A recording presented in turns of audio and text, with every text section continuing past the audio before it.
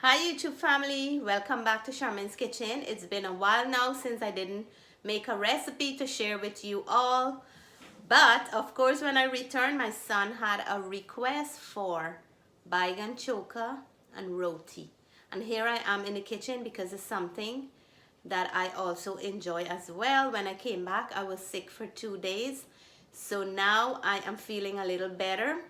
And I'm back in the kitchen, so you guys stay tuned for more recipes to come. But let me show you guys how I am preparing my Baigan Choka and some roti. So come on down and let's make this together.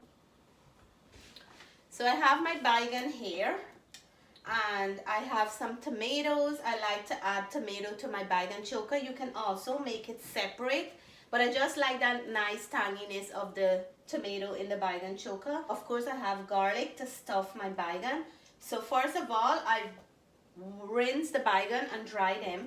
And this is what I usually do. Make little slits on the Baigan. And you can tell me if you do that as well.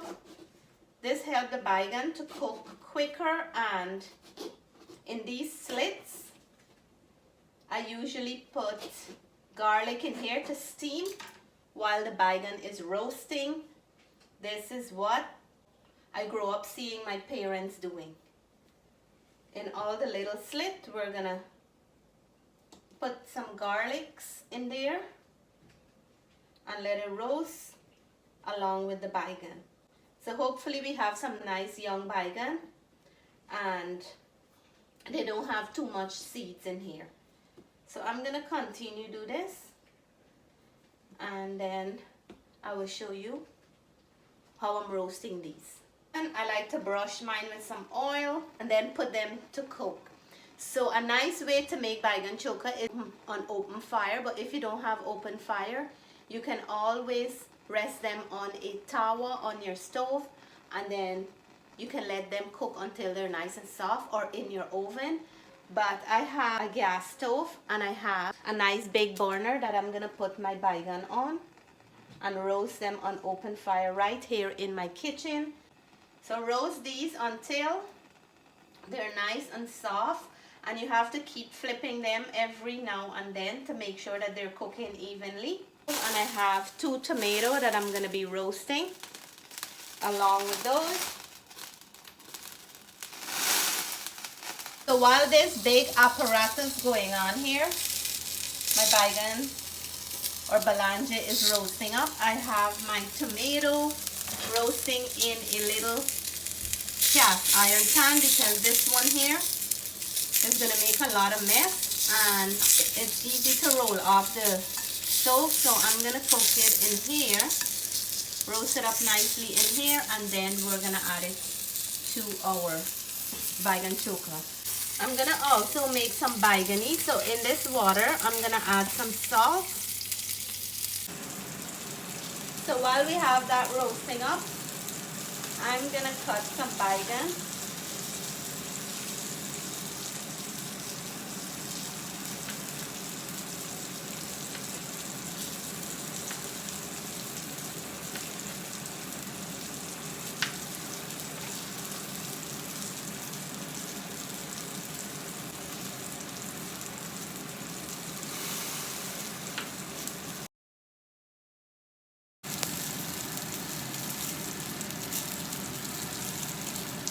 Leave the Baigan in the salted water until it's time to fry them. The Baigan and tomatoes are ready now, but be prepared to do a big cleanup after roasting your Baigan on the stovetop like this.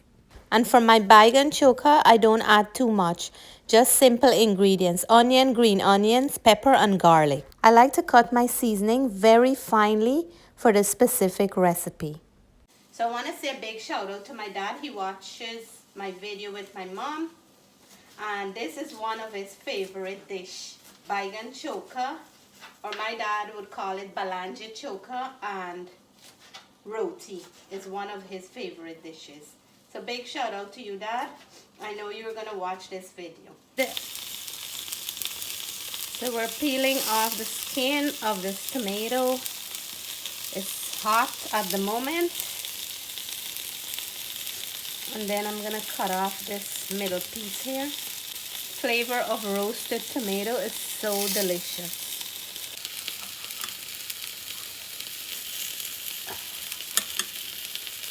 After removing the skins from the baigan and the tomato, now it's time for us to mix everything well together. So I mash this up as finely as I can. And the tomatoes well mixing. I have some oil warming up on the stove to add to my Baigan Choka. And I like to pass the onion, the pepper, and the green onion into the oil before I add it to my Baigan Choka. I'm gonna quickly pass the fresh ingredients into the hot oil, and I'm using coconut oil. I just love the flavor of the coconut oil in the Baigan Choka. I'm using some purple onions, but any onions can work for this recipe. I just love the color of the purple onion when added to the baigan. I'm gonna add salt at this point because it's gonna melt nicely into the hot oil and flavor up the ingredients well. You just need about 2 minutes to cook all the ingredients and then add to the baigan. So I'm gonna add my oil and my ingredients here now, and then we're gonna mix this up well. Give the ingredients a good mix until the oil is well blended in. Now that I can't see any more oil, this is ready. It smells amazing, so inviting, calling for those roti. Now that I finished making my Baigan Choka, I'm rolling off my roti for this Baigan Choka, and in my house, the kids love the all roti for their Baigan Choka, and I love mine with the sada roti. So I'm making 2 different roti today. Right now I'm oiling off my oil roti for the kids, and I'm gonna be making a couple of sada roti for me and my husband so we can enjoy. I like to dip up my Baigan Choka with that nice beautiful thickness of the sada roti and enjoy mine like that. But I know some people love theirs with the all roti, so I'm kneading off the dough for the all roti. I already have my sada roti knead off here. Let me know in the comment what you like to eat your Baigan Choka with, oil roti or sada roti, or for those who say paratha or bus up shot, let me know which roti you prefer to eat your Baigan Choka with. Okay, while my flour is soaking or while the roti is resting, I'm gonna fry out these Baiganie quickly for the kids. And for days like these when you wanna have a quick snack, this Pholourie quick mix really comes in handy. It's vegetarian, and I'm gonna mix some of this up and I'll use it as my batter for my Baiganie. You just need to add water, and I'm gonna add a little bit of my seasoning in here to enhance the flavor. The flavor is already good, but I just want to add in a little bit of my own ingredients, and we will have some Baiganie in no minutes at all. I'm gonna leave a measurement of all the ingredients I use for my Baiganie and my Baigan Choka. You want to make a nice sticky kind of paste here. We're gonna add some geera, and this is optional. I'm just adding because I like to add fresh ingredients. And then I'm gonna add some fresh green seasoning, which is onion, garlic, thyme, hot pepper, and some green onions. I'm gonna add my water and make this to a nice paste like that.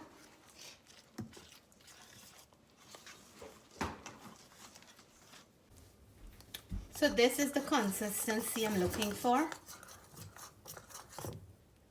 Let's fry them. So I'm dunking these into the batter, and then I'm gonna fry them until they're nice and golden brown. Now that I soak them into salt water, those baigan will have a nice flavor along with the batter, and we're gonna get some nice Baiganie here. Very quick and easy, and you don't have to leave it to rest or anything. Easy, quick job as we can snack or when you have someone coming over.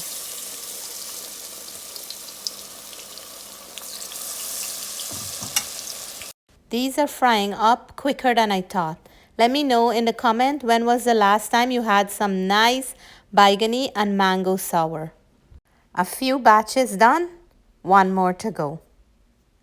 I'm gonna start out with rolling off my sada roti first. And then we will cook off the oil roti.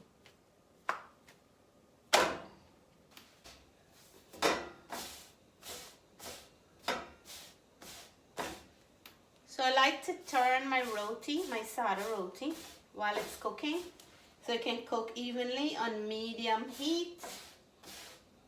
Sometimes it will start swelling up a little on the stove, on the towel like that, because this one is, if you guys notice, it is swelling up a little. And then sometimes what I'll do is just remove my heat like that and let it go directly onto the fire, and that will help it to swell up a little bit faster.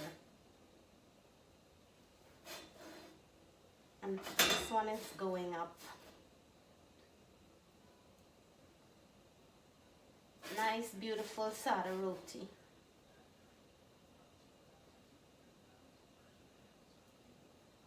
Look at that, this one is ready. See?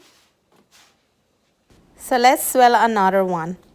These are so much fun to do. Check this one out for you guys. And for all my oil roti lovers, I have you covered. I'm making your oil roti to go with your Baigan Choka, so everyone is invited. I'm not leaving out anyone. And this meal is great for my vegetarian friends. And all the roti is done now.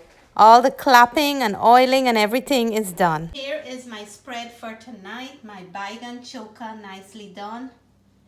Some Baiganie, so different ways of making Baigan. I made myself a nice warm cup of black Earl Grey to go with my dinner. And this is my delicious sada roti here to go with my Baigan Choka. And of course I have some paratha for my paratha lovers. So let me dish out and let you guys know how everything tastes. And here is my plate, guys. My sada roti and my Baigan Choka. And the roti is nice and soft.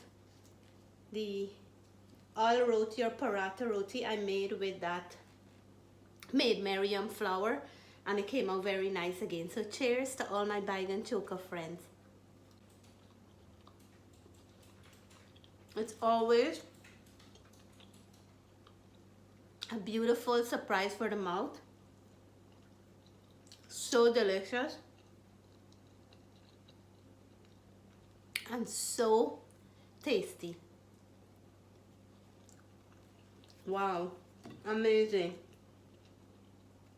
I can taste the tomato in there. I can taste crunches of the onion and the green onion. There's a hint of pepper, which I like. And that coconut oil. Really adds a beautiful flavor to the Baigan Choka. Even when I never used to cook with coconut oil, I always used to keep a little bit to add to a certain dish like Baigan Choka, and it makes a big difference. And for my Baiganie, you guys see how easy it is to make. I have some tamarind chutney in my fridge. Look how beautiful it is. But I don't want to eat tamarind chutney so late, so I'm gonna have mine without.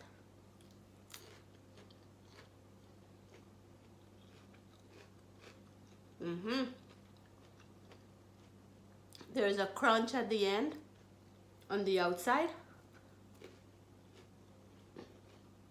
and there's a sweetness inside with the Baigan. And remember, when you're making it, soak it with some salted water. It prevents it from getting brown is one. and it adds some nice flavor to the baigan. So nice. I didn't have this in a very long time. And to carry everything down, I have my nice cup of Earl Grey.